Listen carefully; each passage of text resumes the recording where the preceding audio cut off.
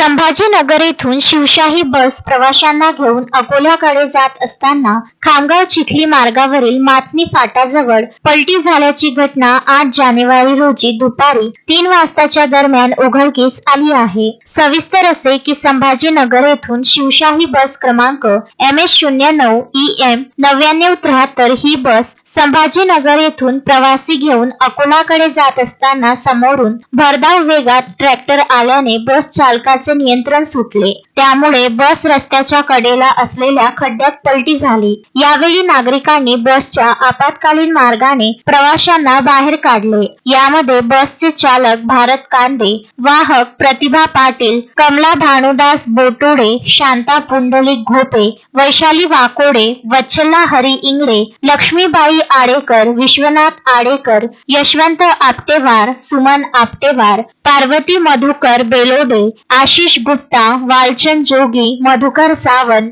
गणेश मार्के, लीलाबाई वाघ, पुंडलिक घोपे हे जखमी झाले आहे। त्यांना खामगाव येथील सामान्य रुग्णालयात उपचारासाठी भरती करण्यात आले आहे। तर यामध्ये बसचे मोठ्या प्रमाणात नुकसान झाले आहे। मोहम्मद फारूक, विदर्भ न्यूज, खामगाव।